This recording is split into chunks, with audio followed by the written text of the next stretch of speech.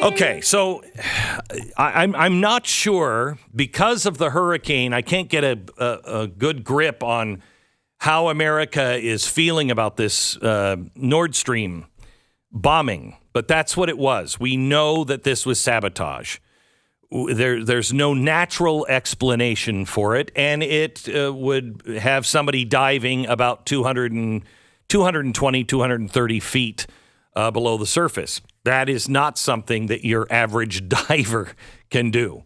And this is encased in concrete.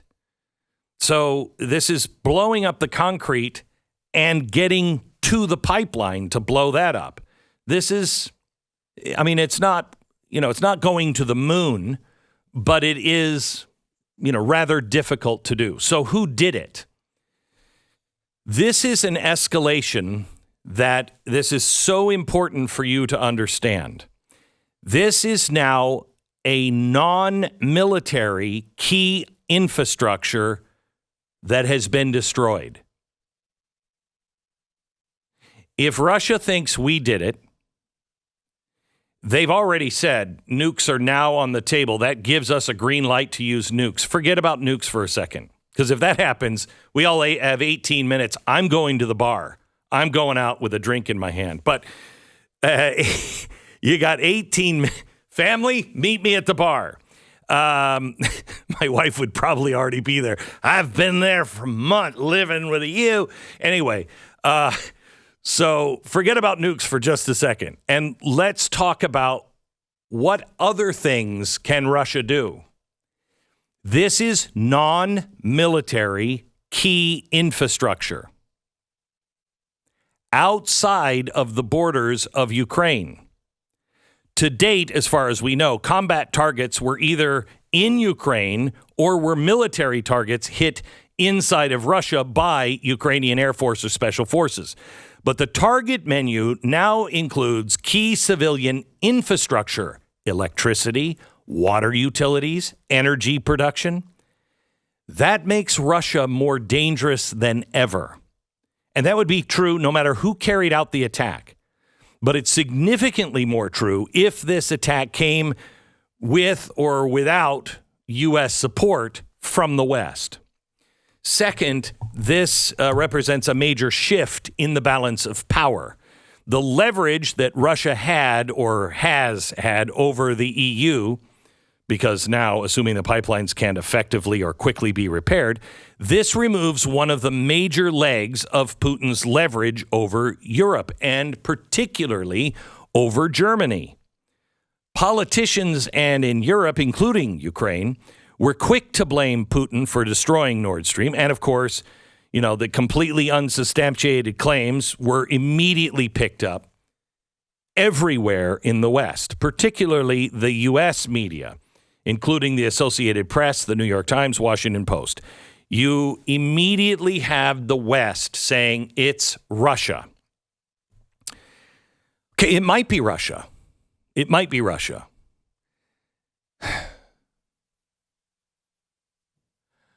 I would never have hesitated to say this before on the air, ever. But I know the game that we are playing now. So I want to be very careful because I don't want to be called a Russian operative or spreading Russian misinformation. Russia says it's us, and they make some compelling points. I hope to God it's not us. I root for us. But the truth will set us free. So let's just say it's Russia. Let's just say it's Russia. Does it make sense for Putin to have done this? First of all, these aren't Russian pipelines. These are privately owned pipelines, Russian companies and some European companies. Gazprom, which is the Russian oil and gas industry owned by Russia, they're the minor shareholder. So the major shareholders come from Europe and come from Russia. If you are a major shareholder in Russia of the Nord Stream pipelines, I'm guessing you're pretty pissed today. And that's after many months of being pissed at Vladimir Putin because you're shutting down my business. I want to sell gas to Germany. So is it in Putin's best interest to sabotage these pipelines because he's pissing big oligarchs off? Okay. Nord Stream 1 has carried hundreds of billions of cubic meters of natural gas from Russia to Germany since it came online. Nord Stream 2 never became fully operational. 2 days before Russia invaded Ukraine, Germany vetoed opening of that pipeline to try to put pressure on Putin into not invading. It didn't work. And then we sent a TIE fighter in, and he didn't know there was this shaft right in the middle. Anyway, both pipelines are kept pressurized with gas. That's a key part of the structural integrity in dealing with the pressures of being deep in the ocean. So no, the gas leak isn't proof that Germany was secretly buying Russian gas all along. It's perfectly normal for the pipeline to be kept pressurized, even when not pumping gas into Germany. Now, we found out about this because of the Swedish seismologists. I just want to be one of those guys. I'm a Swedish seismologist. Yeah, sure. Quaking. They detected an underwater explosion. It is estimated to be as powerful as several hundred pounds of TNT.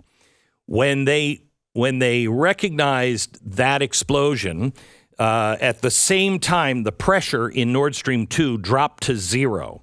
Now, according to their preliminary findings, the explosion carries the signatures of a man-made blast, not an underwater volcano, landslide, or anything else natural.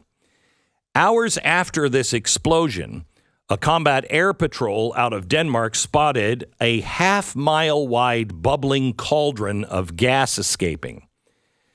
Now, as if to confirm, about 16 hours after the first blast and 100 miles away from the first one, another explosion, even larger, occurred at another point in the pipeline. This time, it was Nord Stream 1. That's a major part of why analysts were so quick to say this is sabotage. It's kind of like when the first plane hit the tower and we're all like, how could the pilot have possibly... And when the second plane hit, you didn't need any information. You knew this was coordinated. That's what happened yesterday. Okay, so who benefits? Unfortunately, it's us. It's us. Now, there seems to be a rush to judgment that this was a false flag attack by the Russians because Putin is a madman, and he is. But there's a couple of problems with a false flag because Putin's major leverage over Europe has been energy production, with about 20% of Europe's total energy production coming via the Nord Stream pipeline. So destroying the pipeline cuts off all of his leverage. Okay, so why would he do that? Next, if it was a false flag operation by Russia, you're missing the flag part. You know what I mean? By the way, CIA is the best at this, but you're supposed to leave something behind. So you're like, absolutely, that was right. Look at the Russian flag floating up to the top. There it is. They spelled Russia out in bombs. Okay? You leave something. Yeah, you know what's bubbling up? Vodka's bubbling up. Got it. Now, if this had happened a week before Putin had called for further mobilization of the Russian army, and if it was a clear attack by NATO or the U.S., then it might make sense as a false flag op. Stir up nationalism in Russia, justify the calling up of 300,000 reservists, et cetera, then it might make sense. Okay. Are we capable of doing it? Of course we're capable of it. Are we spiritually that dark inside? Is somebody in this administration that dark that they would do it? And, you know, it's not just one person. This would take a lot of people. Would our special forces actually be that dark that they would do this? I don't think so. Maybe I'm naive, but I pray. Look, we don't want to believe our country would do such things. And this appears to have been a deliberate act of war against a civilian target of no immediate or direct threat to the U.S. or our allies. So that goes against everything we are. The media response from the White House, Pentagon, State Department, they weren't well coordinated. And if it were us, the CIA's pretty buttoned up. You know, well-crafted talking points that circle immediately. I mean, within a couple of hours, you got it down. Remember Benghazi? It was a film. It was definitely a film. And everybody was saying it. That wasn't the case yesterday.